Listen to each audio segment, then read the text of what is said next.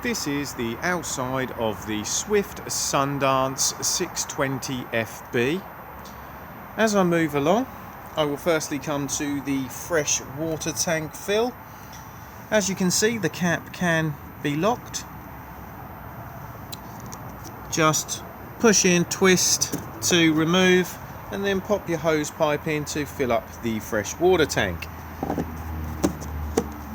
Beside that is a 12-volt socket. Submersible pumps can be purchased if you wanted to fill the fresh water tank up via a water barrel.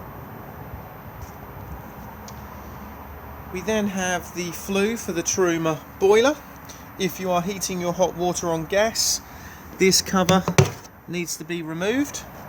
If you are heating your hot water on main supply, this can stay on. We then have both vents for the fridge freezer.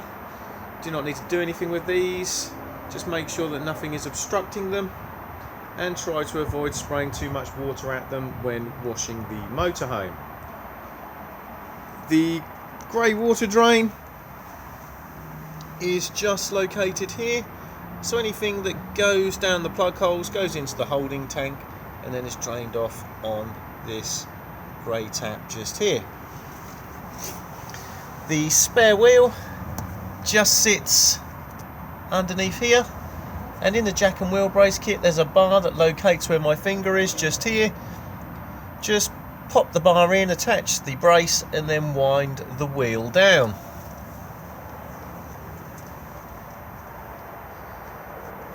The cassette toilet is just located here.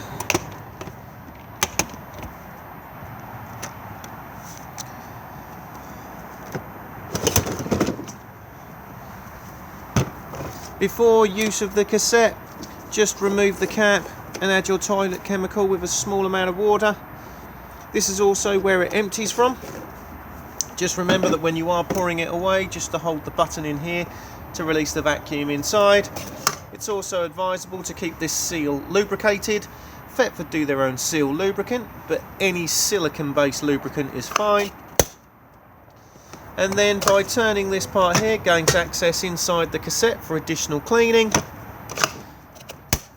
All of these cassettes are now on wheels with extendable handles.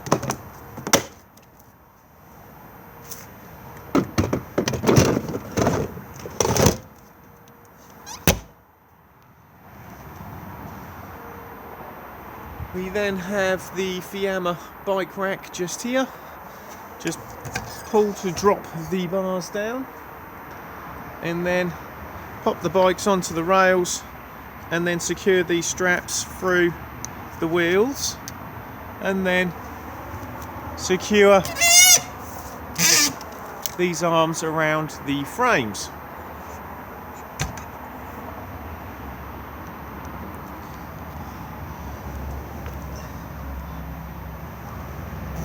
Reverse camera just here.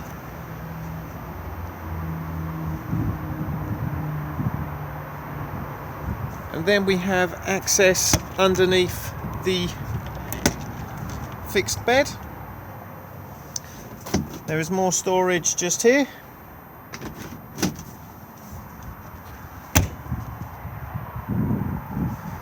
Next we have the gas locker. There is room in this gas locker for 2 gas bottles. The regulator just sits here and it is what is known as a drive safe regulator. So it's got a crash valve built into it. This works in conjunction with this particular gas hose. So unlike my demonstrator bottle that's just on here, this hose does not have this crash valve. So once I finish the demonstration, I will fit this hose. So this hose screws into the propane bottle and is tightened with a gas spanner, exactly the same as this hose. Bottle on and off on the top. Once you've turned your bottle on, you will then need to hold this button in for about 3 or 4 seconds to allow the gas into the motorhome. Once you've done that, if you don't want to, you do not have to turn the gas bottle off for travel. Reason being is if this hose gets severed in any shape or form, this part here recognises the sudden drop in gas pressure and then cuts the gas off. Also, if there's a problem inside, this regulator recognises the sudden drop in gas pressure and this button just here will pop out. Sometimes these can be triggered if you go over a bump quite violently, so if you are not getting any gas in the van and you come to the regulator and find that this button has popped out, just push it back in again, hold it in for about 10 seconds and it will then reset.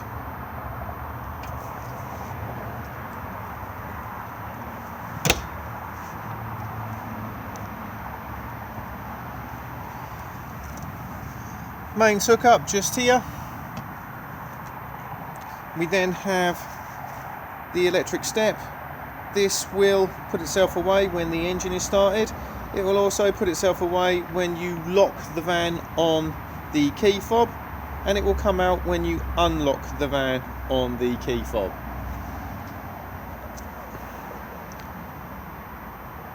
We then have the Fiamma roll-out canopy. To roll the canopy out, take the winding handle and then just hook it in and then begin to wind out. You can now see that I've wound the canopy out a short distance. I prefer to do this and then drop the legs to give it some more support.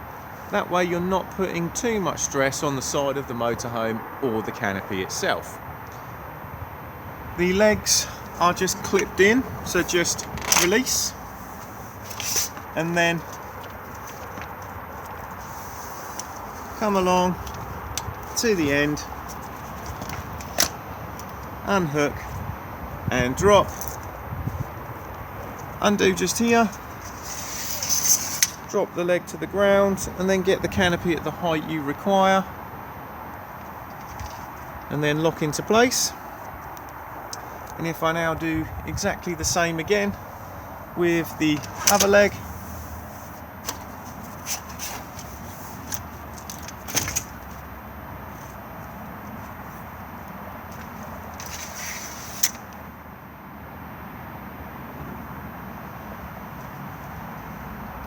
now that the canopy is supported, I can now continue to wind it out, walking the legs out as I go.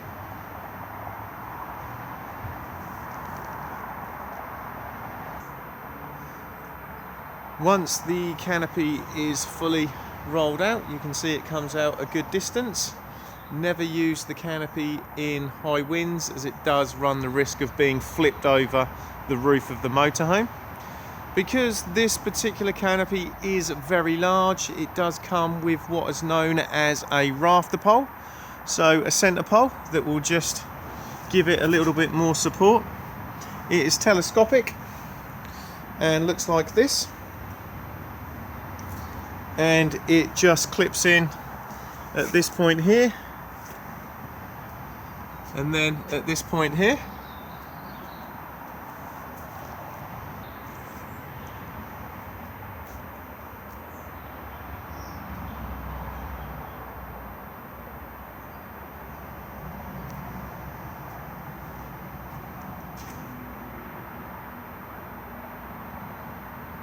When it comes to putting the canopy away, remove the rafter pole, begin to wind the canopy back in, walking the legs in to the point where we roughly drop them, then pop the legs back in and then continue to wind it back. If the canopy is damp, it can be put away like this, but I always suggest getting it back out and dry as soon as possible. Diesel fill just here, and the cap unlocks on the ignition key.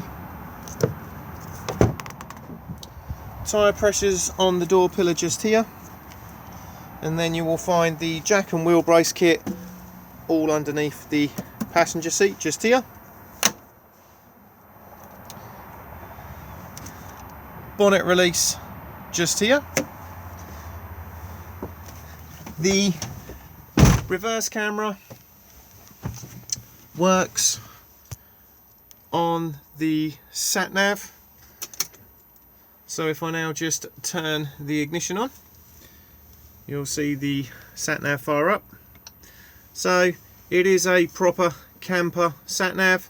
So as you can see, you can literally pick your motorhome and then pop in your weights, etc., heights and everything just here.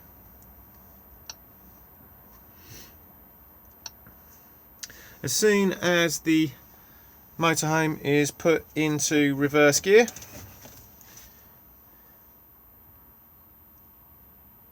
the reverse camera will automatically come on.